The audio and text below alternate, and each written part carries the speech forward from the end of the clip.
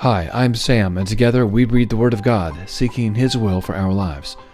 We'll read the entire Bible in a year using the 5-day Bible reading program. This is week 15, day 2. Today we'll read Judges 9 through 11, the 17th Psalm, and Luke chapter 23. All right, let's read. Judges chapter 9. Abimelech the son of Jerubbaal went to Shechem to his mother's brothers, and spoke with them and with all the family of the house of his mother's father, saying, Please speak in the ears of all the men of Shechem. Is it better for you that all the sons of Jerubbaal, who are 70 persons, rule over you, or that one rule over you? Remember also that I am your bone and your flesh. His mother's brothers spoke of him in the ears of all the men of Shechem all these words. Their hearts inclined to follow Abimelech, for they said, He is our brother. They gave him 70 pieces of silver out of the house of Baal-berith, with which Abimelech hired vain and reckless fellows who followed him. He went to his father's house at Ophrah, and killed his brothers, the sons of Jerubbaal, being 70 persons, on one stone. But Jotham, the youngest son of Jerubbaal, was left, for he hid himself. All the men of Shechem assembled themselves together with all the house of Millo, and went and made Abimelech king by the oak of the pillar that was in Shechem. When they told it to Jotham, he went and stood on the top of Mount Gerizim, and lifted up his voice, cried out, and said to them, Listen to me, you men of Shechem, that God may listen to you. The trees set out to anoint a king over themselves. They said to the olive tree, Reign over us. But the olive tree said to them, Should I stop producing my oil, with which they honor God and man by me, and go to wave back and forth over the trees? The trees said to the fig tree, Come and reign over us. But the fig tree said to them, Should I leave my sweetness and my good fruit, and go to wave back and forth over the trees? The trees said to the vine, Come and reign over us.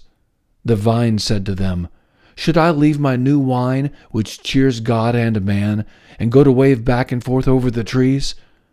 Then all the trees said to the bramble, Come and reign over us. The bramble said to the trees, If in truth you anoint me king over you, then come and take refuge in my shade, and if not, let fire come out of the bramble, and devour the cedars of Lebanon. Now therefore, if you have dealt truly and righteously, in that you have made Abimelech king, and if you have dealt well with Jerubbaal and his house, and have done to him according to the deserving of his hands, for my father fought for you, risked his life, and delivered you out of the hand of Midian, and you have risen up against my father's house today, and have slain his sons, 70 persons, on one stone, and have made Abimelech, the son of his female servant, king over the men of Shechem, because he is your brother. If you then have dealt truly and righteously with Jerubbaal and with this house today, then rejoice in Abimelech, and let him also rejoice in you. But if not, let fire come out from Abimelech, and devour the men of Shechem and the house of Millo, and let fire come out from the men of Shechem and from the house of Millo, and devour Abimelech. Jotham ran away and fled, and went to Beer and lived there, for fear of Abimelech his brother. Abimelech was prince over Israel 3 years. Then God sent an evil spirit between Abimelech and the men of Shechem, and the men of Shechem dealt treacherously with Abimelech, that the violence done to the 70 sons of Jerubbaal might come, and that their blood might be laid on Abimelech their brother who killed them, and on the men of Shechem who strengthened his hands to kill his brothers. The men of Shechem set an ambush for him on the tops of the mountains, and they robbed all who came along that way by them, and Abimelech was told about it. Gaal the son of Ebed came with his brothers and went over to Shechem, and the men of Shechem put their trust in him. They went out into the field, harvested their vineyards, trod the grapes, celebrated, and went into the house of their God, and ate and drank, and cursed Abimelech. Gaal the son of Ebed said, Who is Abimelech, and who is Shechem, that we should serve him? Isn't he the son of Jerubbaal? Isn't Zebul his officer? Serve the men of Hamor, the father of Shechem. But why should we serve him? I wish that this people were under my hand. Then I would remove Abimelech. He said to Abimelech, Increase your army and come out. When Zebul, the ruler of the city, heard the words of Gaal, the son of Ebed, his anger burned. He sent messengers to Abimelech craftily, saying, Behold, Gaal, the son of Ebed, and his brothers have come to Shechem, and behold, they incite the city against you. Now therefore, go up by night, you and the people who are with you, and lie in wait in the field. It shall be that in the morning, as soon as the sun is up, you shall rise early and rush on the city. Behold, when he and the people who are with him come out against you, then may you do to them as you shall find occasion. Abimelech rose up, and all the people who were with him, by night, and they laid wait against Shechem in 4 companies. Gaal the son of Ebed went out and stood in the entrance of the gate of the city. Abimelech rose up, and the people who were with him from the ambush. When Gaal saw the people, he said to Zebul, Behold, people are coming down from the tops of the mountains. Zebul said to him, You see the shadows of the mountains as if they were men. Gaal spoke again and said, Behold, people are coming down by the middle of the land, and one company comes by the way of the oak of Meonenim. Then Zebul said to him, Now where is your mouth, that you said, Who is Abimelech, that we should serve him? Isn't this the people that you have despised? Please go out now and fight with them. Gaal went out before the men of Shechem, and fought with Abimelech. Abimelech chased him, and he fled before him, and many fell wounded, even to the entrance of the gate. Abimelech lived at Arumah, and Zebul drove out Gaal and his brothers, that they should not dwell in Shechem. On the next day, the people went out into the field, and they told Abimelech. He took the people and divided them into 3 companies, and laid wait in the field, and he looked, and behold, the people came out of the city. So he rose up against them and struck them. Abimelech and the companies that were with him rushed forward and stood in the entrance of the gate of the city, and the 2 companies rushed on all who were in the field and struck them. Abimelech fought against the city all that day, and he took the city and killed the people in it. He beat down the city and sowed it with salt. When all the men of the tower of Shechem heard of it, they entered into the stronghold of the house of Elbereth. Abimelech was told that all the men of the tower of Shechem were gathered together. Abimelech went up to Mount Zalmon, he and all the people who were with him. And Abimelech took an axe in his hand, and cut down a bough from the trees, and took it up, and laid it on his shoulder. Then he said to the people who were with him, What you have seen me do, make haste, and do as I have done. All the people likewise, each cut down his bow, followed Abimelech, and put them at the base of the stronghold, and set the stronghold on fire over them, so that all the people of the tower of Shechem died also, about 1,000 men and women. Then Abimelech went to Thebez, and encamped against Thebez, and took it. But there was a strong tower within the city, and all the men and women of the city fled there, and shut themselves in, and went up to the roof of the tower. Abimelech came to the tower and fought against it, and came near to the door of the tower to burn it with fire. A certain woman cast an upper millstone on Abimelech's head, and broke his skull. Then he called hastily to the young man, his armor-bearer, and said to him, Draw your sword and kill me, that men not say of me, A woman killed him. His young man thrust him through, and he died. When the men of Israel saw that Abimelech was dead, they each departed to his place. Thus God repaid the wickedness of Abimelech, which he did to his father in killing his 70 brothers. And God repaid all the wickedness of the men of Shechem on their heads, and the curse of Jotham the son of Jerubbaal came on them. Chapter 10. After Abimelech, Tola the son of Puah, the son of Dodo, a man of Issachar, arose to save Israel. He lived in Shamir in the hill country of Ephraim. He judged Israel 23 years, and died, and was buried in Shamir. After him, Jair, the Gileadite, arose. He judged Israel 22 years. He had 30 sons who rode on 30 donkey colts. They had 30 cities, which are called Havoth-Jair to this day, which are in the land of Gilead. Jair died and was buried in Kaman. The children of Israel again did that which was evil in the Lord's sight, and served the Baals, the Ashtaroth, the gods of Syria, the gods of Sidon, the gods of Moab, the gods of the children of Ammon, and the gods of the Philistines. They abandoned the Lord and didn't serve him. The Lord's anger burned against Israel, and he sold them into the hand of the Philistines and into the hand of the children of Ammon. They troubled and oppressed the children of Israel that year. For 18 years they oppressed all the children of Israel that were beyond the Jordan in the land of the Amorites, which is in Gilead. The children of Ammon passed over the Jordan to fight also against Judah and against Benjamin and against the house of Ephraim, so that Israel was very distressed. The children of Israel cried to the Lord, saying, "We have sinned against you, even because we have forsaken our God and have served the Baals."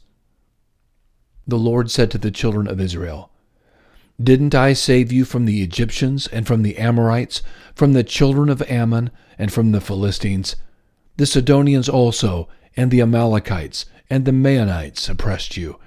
And you cried to me, and I saved you out of their hand. Yet you have forsaken me and served other gods. Therefore I will save you no more. Go and cry to the gods which you have chosen. Let them save you in the time of your distress."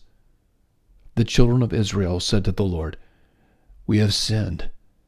Do to us whatever seems good to you. Only deliver us, please, today."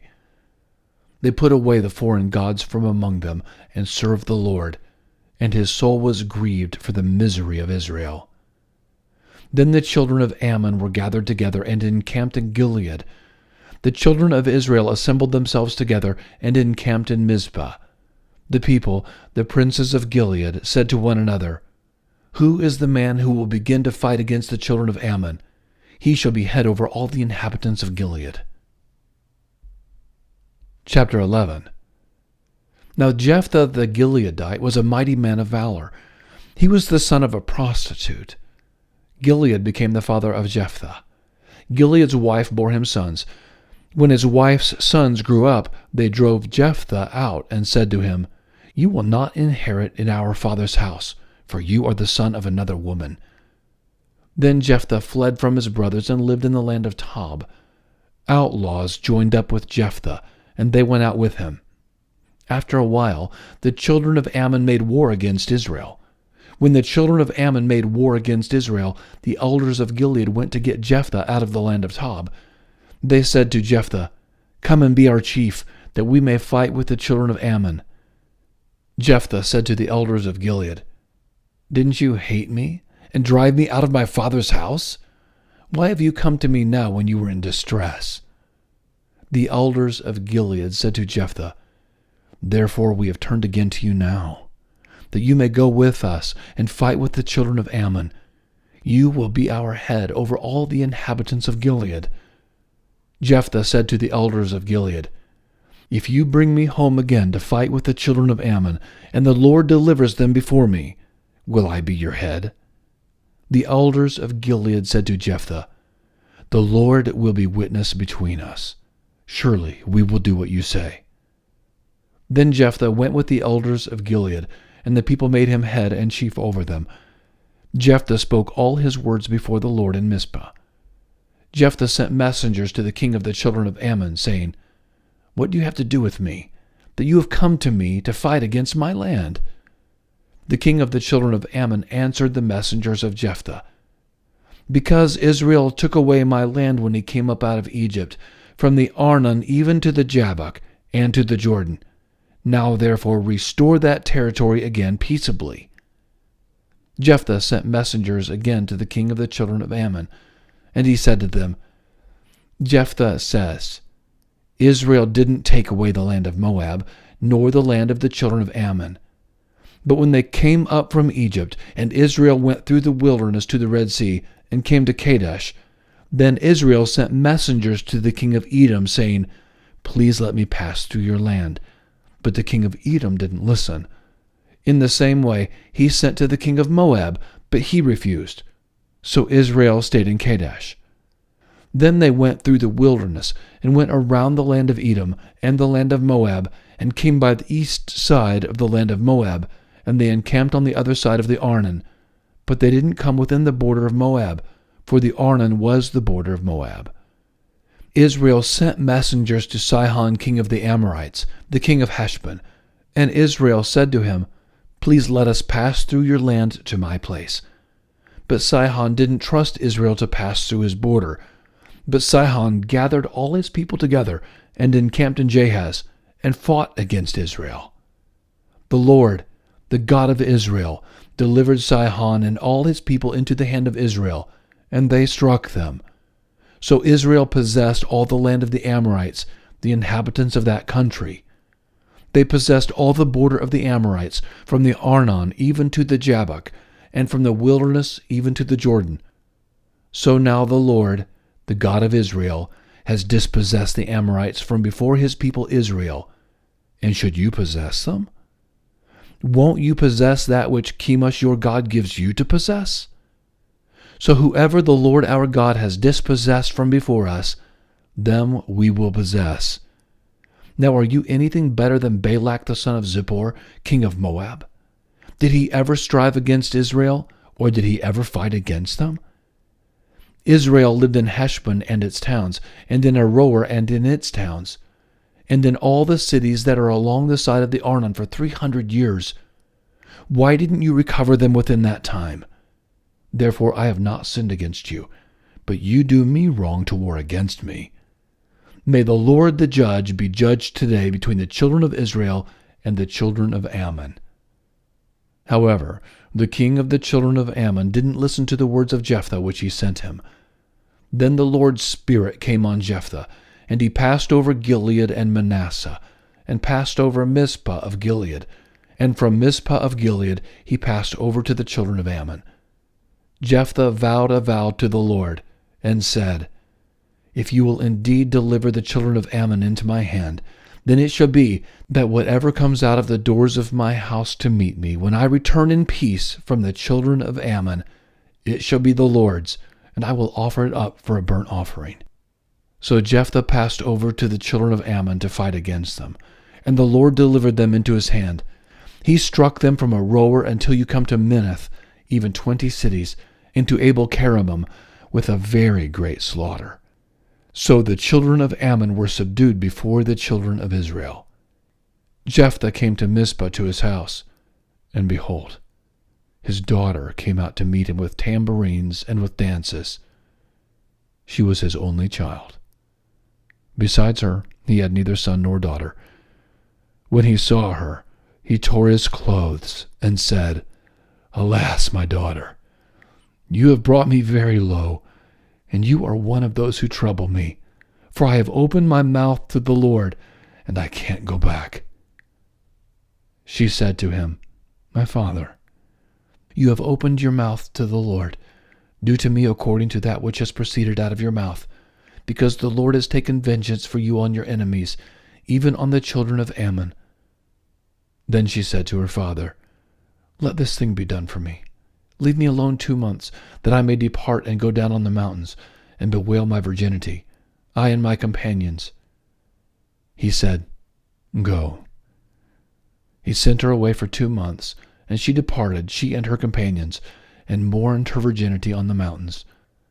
At the end of 2 months, she returned to her father, who did with her according to his vow which he had vowed. She was a virgin. It became a custom in Israel that the daughters of Israel went yearly to celebrate the daughter of Jephthah the Gileadite, 4 days in a year. Wow, that was a rash vow. All right, here we go. Let's move over to Psalms chapter 17. A prayer by David. Hear, Lord, my righteous plea. Give ear to my prayer that doesn't go out of deceitful lips. Let my sentence come out of your presence. Let your eyes look on equity. You have proved my heart. You have visited me in the night.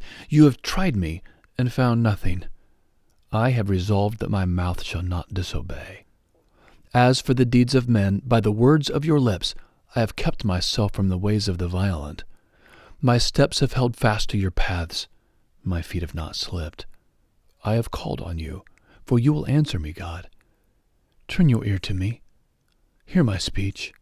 Show your marvelous loving kindness, you who save those who take refuge by your right hand from their enemies. Keep me as the apple of your eye. Hide me under the shadow of your wings, from the wicked who oppress me, my deadly enemies who surround me. They close up their callous hearts. With their mouth they speak proudly. They have now surrounded us in our steps. They set their eyes to cast us down to the earth. He is like a lion that is greedy of his prey, as it were a young lion lurking in secret places. Arise, Lord, confront him, cast him down. Deliver my soul from the wicked by your sword, from men by your hand, Lord, from men of the world whose portion is in this life. You fill the belly of your cherished ones. Your sons have plenty, and they store up wealth for their children. As for me, I shall see your face in righteousness. I shall be satisfied, when I awake, with seeing your form. Luke chapter 23.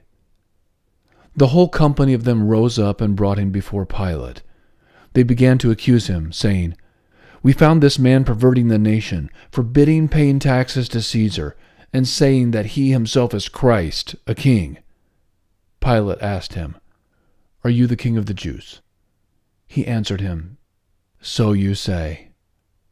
Pilate said to the chief priests and the multitudes, I find no basis for a charge against this man. But they insisted, saying, He stirs up the people, teaching throughout all Judea, beginning from Galilee even to this place. But when Pilate heard Galilee mentioned, he asked if the man was a Galilean. When he found out that he was in Herod's jurisdiction, he sent him to Herod, who was also in Jerusalem during those days. Now when Herod saw Jesus, he was exceedingly glad, for he had wanted to see him for a long time, because he had heard many things about him. He hoped to see some miracle done by him. He questioned him with many words, but he gave no answers. The chief priests and the scribes stood, vehemently accusing him. Herod with his soldiers humiliated him and mocked him. Dressing him in luxurious clothing, they sent him back to Pilate. Herod and Pilate became friends with each other that very day, for before that they were enemies with each other. Pilate called together the chief priests, the rulers, and the people, and said to them, You brought this man to me as one that perverts the people, and behold, having examined him before you, I found no basis for a charge against this man concerning those things of which you accuse him. Neither has Herod, for I sent you to him, and see, nothing worthy of death has been done by him. I will therefore chastise him and release him. Now he had to release one prisoner to them at the feast. But they all cried out together, saying, Away with this man! Release to us Barabbas! One who was thrown into prison for a certain revolt in the city, and for murder. Then Pilate spoke to them again, wanting to release Jesus, but they shouted, saying, Crucify! Crucify him! He said to them the third time, Why? What evil has this man done? I have found no capital crime in him. I will therefore chastise him and release him. But they were urgent with loud voices, asking that he might be crucified. Their voices and the voices of the chief priests prevailed. Pilate decreed that what they asked for should be done. He released him who had been thrown into prison for insurrection and murder, for whom they asked, but he delivered Jesus up to their will. When they led him away, they grabbed one, Simon of Cyrene, coming from the country, and laid the cross on him to carry it after Jesus. A great multitude of the people followed him, including women who also mourned and lamented him. But Jesus, turning to them, said, Daughters of Jerusalem, don't weep for me, but weep for yourselves and for your children. For behold, the days are coming in which they will say, Blessed are the barren, the wombs that never bore, and the breasts that never nursed. Then they will begin to tell the mountains, Fall on us, and tell the hills, Cover us. For if they do these things in the green tree, what will be done in the dry? There were also others, 2 criminals, led with him to be put to death. When they came to the place that is called the Skull, they crucified him there with the criminals, one on the right and the other on the left. Jesus said, "Father, forgive them, for they don't know what they are doing." Dividing his garments among them, they cast lots. The people stood watching. The rulers with them also scoffed at him, saying, "He saved others. Let him save himself, if this is the Christ of God, his chosen one." The soldiers also mocked him, coming to him and offering him vinegar, and saying, "If you're the king of the Jews, save yourself." An inscription was also written over him in letters of Greek, Latin, and Hebrew: "This is the King of the Jews." One of the criminals who was hanged insulted him, saying, "If you are the Christ, save yourself and us." But the other answered, and rebuking him, said, "Don't you even fear God, seeing you are under the same condemnation? And we indeed justly, for we receive the due reward for our deeds, but this man has done nothing wrong." He said to Jesus, "Lord, remember me when you come into your kingdom." Jesus said to him, "Assuredly I tell you, today you will be with me in paradise." It was now about the 6th hour, and darkness came over the whole land until the 9th hour. The sun was darkened, and the veil of the temple was torn in two. Jesus, crying with a loud voice, said, "Father, into your hands I commit my spirit." Having said this, he breathed his last. When the centurion saw what was done, he glorified God, saying, "Certainly this was a righteous man." All the multitudes that came together to see this, when they saw the things that were done, returned home beating their chests. All his acquaintances and the women who followed with him from Galilee stood at a distance, watching these things. Behold, there was a man named Joseph, who was a member of the council, a good and righteous man. He had not consented to their counsel, indeed. From Arimathea, a city of the Jews, who was also waiting for God's kingdom. This man went to Pilate and asked for Jesus' body. He took it down and wrapped it in a linen cloth and laid him in a tomb that was cut in stone, where no one had ever been laid. It was the day of the preparation, and the Sabbath was drawing near. The women who had come with him out of Galilee followed after, and saw the tomb and how his body was laid. They returned and prepared spices and ointments. On the Sabbath they rested according to the commandment.